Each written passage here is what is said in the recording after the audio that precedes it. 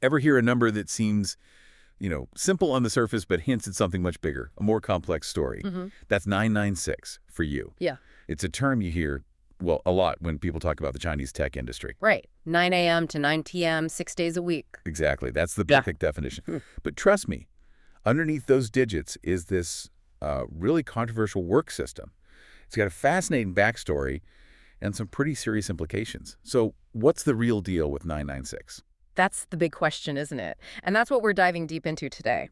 Our main source here is a newsletter from IT journalist Takefumi Makino. Okay. Specifically, issue #057. He dedicates this one to keywords for understanding Chinese IT.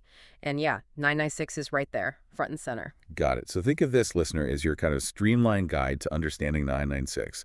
We're going to unpack where it came from, the debates swirling around it, and what's being done or maybe not done to regulate it. Yeah. You want to get smart on this quickly, thoroughly, and we're here to deliver that without, burying you in information overload.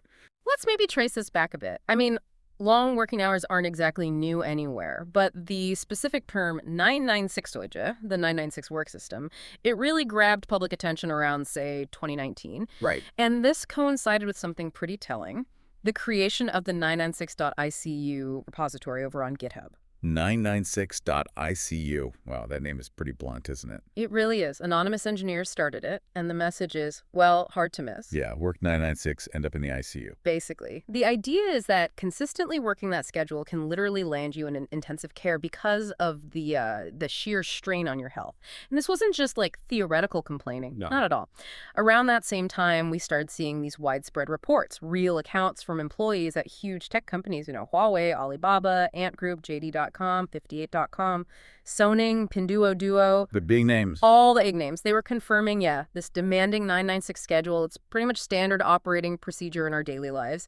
These personal stories really fueled the public discussion. Okay, so this intense schedule is reportedly widespread, but how does it actually stack up against, the official labor laws in China? That's a really critical point. China's their labor law. It actually sets out what seem like fairly standard work regulations. Like what? A maximum 8-hour workday and a 44-hour work week. It also puts limits on overtime, generally capping it at, I think, 3 hours in a single day, and no more than 36 hours total in any given month, with the condition that this extra work shouldn't negatively impact the worker's health, which seems, important. 44 hours a week max, 36 hours of overtime a month max. Okay, now let's look at 996 again. The math is pretty stark. It really is. You work 9 a.m. to 9 p.m. 6 days a week. That adds up to roughly 288 working hours every month. 288. Yeah. And if you take a typical 4-week month, the absolute legal maximum, including that 36 hours of overtime, would be around 212 hours. So 996 is way over that, like 70-plus hours over. Way over. Someone on a 996 schedule is putting in almost 3 extra hours of work every single day compared to the legal limit. Wow. Okay, this is where Jack Ma comes in, right? The founder of Alibaba. Back in 2019, he made some comments internally about 996 that really set things off. He did. And what's particularly interesting is the way he framed it, his rationale. In a discussion with Alibaba employees, Ma famously described 996 as a huge blessing. A blessing. A huge blessing, yeah. His argument was basically that young people should see it as this invaluable opportunity to work hard. And that, if you weren't willing to put in those kinds of long hours, you probably shouldn't join a company like Alibaba, given its massive ambitions, their mission to eliminate impossible businesses. He really didn't mince words, did he? He essentially said, when else are you going to get this chance to work so intensely, if not when you're young? Pretty much. He even questioned if a life without experiencing 996 was something to be proud of. He talked about his own history of working crazy hours and suggested lots of others were working even harder.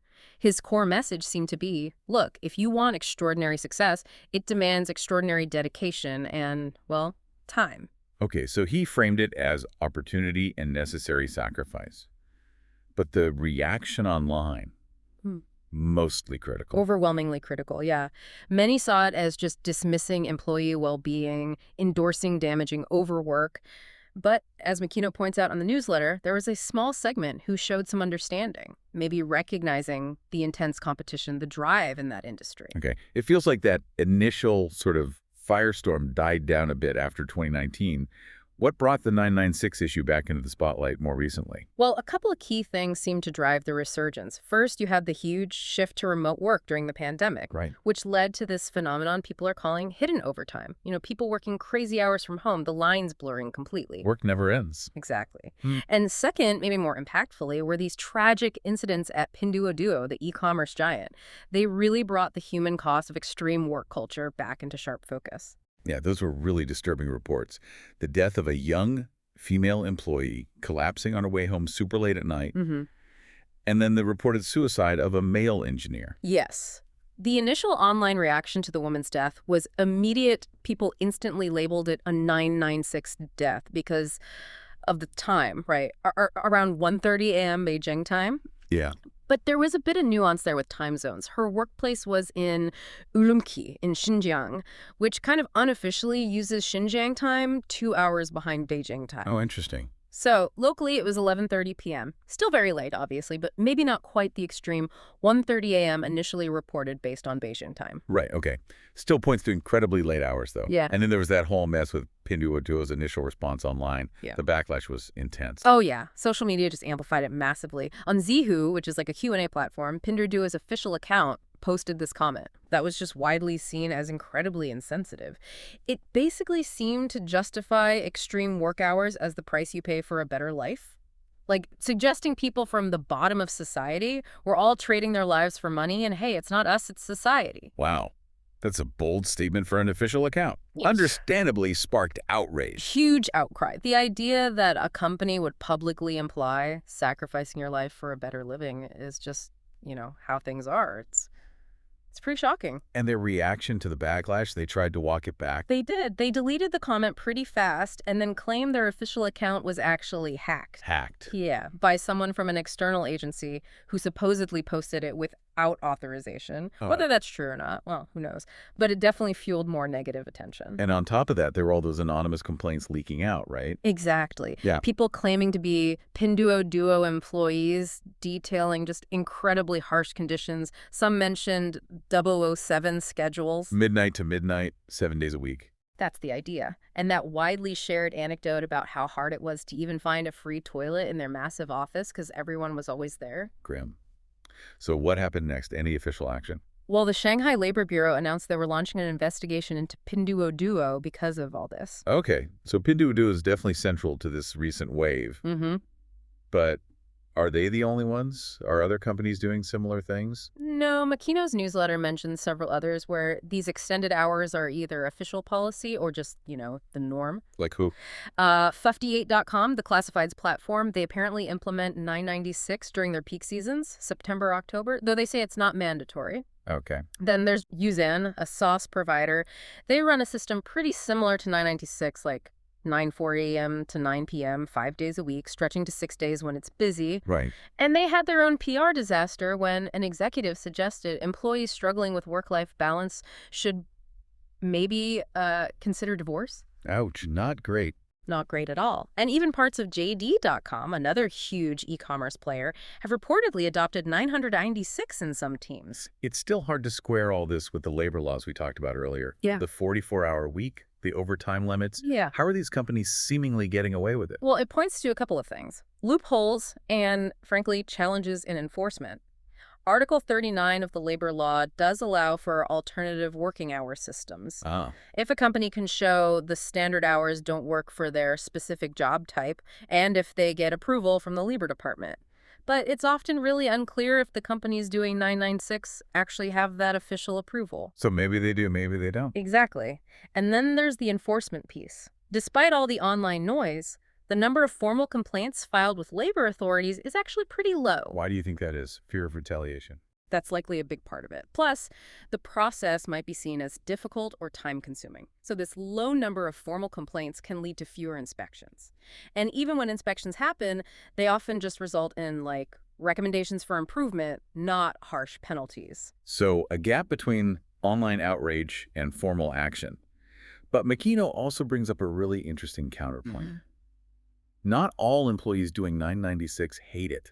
Yeah, that's crucial nuance. For some employees, especially at those really well-paying established companies like Alibaba, they might accept it, maybe even appreciate it. Because of the money. High salaries are definitely a factor. Plus, these companies often provide amazing benefits inside the workplace: libraries, study rooms, cafes, environments that basically let you keep learning and developing right there in the office. So the argument is you can get your work done and do your self-improvement stuff all in one place, maybe better than taking work home. That's the perspective, yeah. For some, maybe combining work and learning at the office, even with long hours, feels more efficient or preferable to juggling it all after commuting home. And I guess the performance culture plays into this too, like the chance for rapid advancement. Exactly. That potential for quick career growth, higher rewards tied directly to performance, that can be a big motivator for some people to put in the hours. Makino even draws a parallel to the demanding culture you sometimes see in U.S. tech firms. Right, where just doing 9 to 5 might not cut it if you want to really climb the ladder. Mm-hmm. But then there's the flip side of that performance culture, the pressure from the elimination system. Yeah, the Tai Zidu. That's a pretty widespread practice in Chinese tech. Basically, a certain percentage of employees, usually the ones ranked lowest on performance reviews, are regularly laid off. That sounds intense, like constantly looking over your shoulder. It can be. Think about the Huawei 35-year retirement theory. Now, founder Ren Zhengfei officially denied it's a strict age limit for everyone. He clarified general staff can keep working if they're capable, but he did acknowledge Huawei has an elimination system for managers and project-based researchers. So that pressure is definitely there in parts of the industry. So this constant threat of being eliminated, being laid off, that could definitely color how people feel and talk about long hours, couldn't it? Precisely. If someone gets laid off, their dissatisfaction might fuel some of the online criticism about working hours. It makes it harder to sort out genuine grievances about the conditions themselves versus frustration from losing a job. It's complex. Yeah, definitely sounds complex. It seems like this complexity is why people started looking for more, like, data-driven insights. Makino mentions a survey. Yes, exactly. A survey by the Beijing Yilian Labor Law Aid and Research Center. They used Tencent's platform to gather responses, getting data from 347 tech companies and startups across China. And what do they find? Who works in these places? The demographics themselves were pretty telling. Overwhelmingly male, 76%, really young, 65% under 30, over 90% under 40, and highly educated. Okay, typical tech profile in some ways. What about the crucial part, the working hours? Yeah, the stats there were pretty concerning. Only 25% of everyone surveyed said they worked 8 hours or less per day. Only a quarter. And that dropped to just 16% if you looked only at private companies. Even more alarming, 32%, almost a third, reported working more than 11 hours daily, which is basically 996 territory once you factor in breaks. And they estimated that roughly 30% were in a full 996 state. 28% reporting just 1 day off a week, and 4% saying they got no days off at all. No days off. That's unsustainable. Completely. The report used this really poignant phrase to describe the idea of an 8-hour workday in this context. They called it flowers in the fog, the moon in the water. Meaning? Meaning something you can kind of see, something beautiful, but it's hazy, ethereal, ultimately unattainable. You can't grasp it. That's powerful. Wow. What about flexible work? You'd think maybe that helps. You would think so, right. But interestingly, formal flexible work arrangements, what they call le barin, were surprisingly uncommon. 65% of companies were still on fixed hours. Okay. But here's the kicker. In the 15% of companies that did offer flexible arrangements, overtime was even more prevalent. 85% of employees there reported working over 8 hours regularly. Wait, more overtime with flexible work? How does that work? Well, the report actually raised a concern about this. Are some companies maybe using flexible work as like a lure to attract young talent, but it ends up leading to even more excessive, less trackable hours? Ah, because the boundaries are even blurrier. Exactly. The researchers suggested that fixed hours, ironically, might at least serve as a clearer signal of when you're actually working overtime. Huh.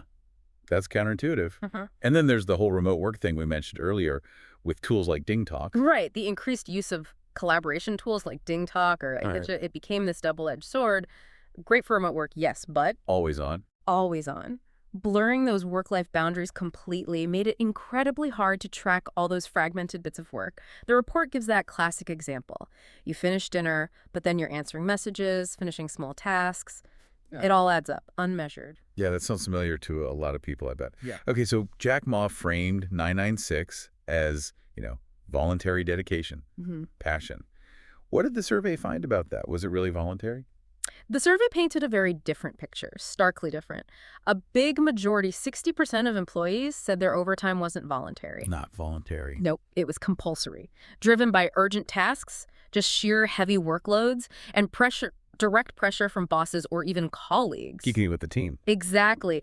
The report really emphasizes how this forced overtime can just become normalized, baked into the company culture, so you end up doing extra work just because, well, that's the expectation. Right. And furthermore, even if overtime seems voluntary, like, nobody explicitly ordered you to stay late if it's driven by that pressure to hit crazy KPIs so you don't get caught in the elimination system. It's not really voluntary then, is it?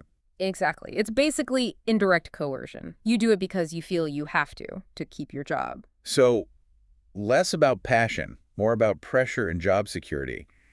Given all these problems the survey highlighted, what did the report suggest? Any solutions? They put forward two main recommendations. First one, strict enforcement of overtime pay. Okay, make it expensive for companies. Pretty much.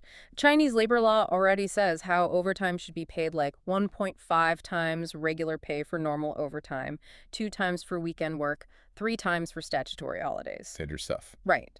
But the survey found that actually getting paid properly for overtime wasn't the norm at all. Lots of companies just offer compensatory time off instead, with anything. Which might not even be usable if you're always busy. Good point. So the report argues, look, if you strictly enforce these payment rules, really make companies pay up, it creates a financial incentive. Maybe they'll hire more people instead of just burning out their current staff, because overtime becomes really costly. That makes sense from an economic perspective. What was the second recommendation? The second focused on reforming the labor arbitration courts. Right now, employees can file for arbitration over excessive work or unpaid overtime. But the survey found only about 1% actually do it. 1%? That's tiny. Why so low? Well, most people either just put up with it or eventually quit.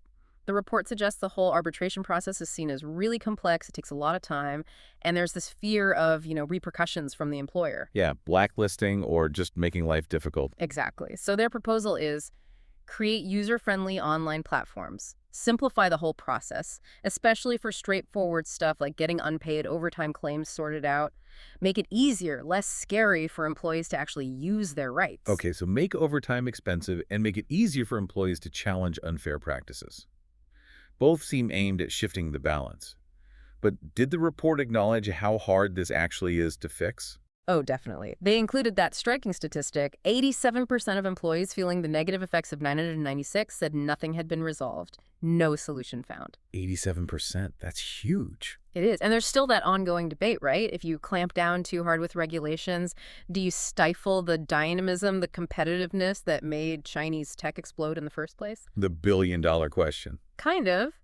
But the report seemed to lean towards strictly enforcing overtime pay as maybe the most effective lever because it hits companies' bottom lines directly. Right. And maybe a simpler online system for pay disputes feels less confrontational for employees than a full-blown court case. So where does this leave 996? What's the future looking like? Is it fading away or is it just part of the landscape now? Well, the newsletter wraps up by stressing this is very much an ongoing debate. The future of 996 is pretty uncertain, especially now with the tech sector facing maybe even more intense competition post-COVID. The big question really remains. Can Chinese tech find a better balance? Can they keep innovating while also looking after employee well-being? Or will stricter regulations end up changing the industry's whole approach to work culture for better or worse? It's really clear listening to all this that 996 is so much more than just, a catchy number. It's incredibly complex, deeply tied into the legal stuff, the economics, the social fabric of this hyper-competitive Chinese tech scene. There's this real palpable tension between that drive for growth, for ambition, and the actual welfare of the people powering it. Yeah. And like we've discussed, actually enforcing the rules, protecting workers' rights. It seems really challenging in practice. Absolutely. And maybe this deep dive leaves us with a final thought for you, our listener. In this global race for innovation, for economic progress, is an intense work culture like 996 sort of a necessary evil? Is it required for that rapid advancement? Or are there other ways? More sustainable, more humane models to foster that same innovation. It makes you think about the different philosophies on work-life balance around the world, doesn't it? Especially now, everything's so connected. It really does. Something to chew on. Thanks for taking this deep dive with us.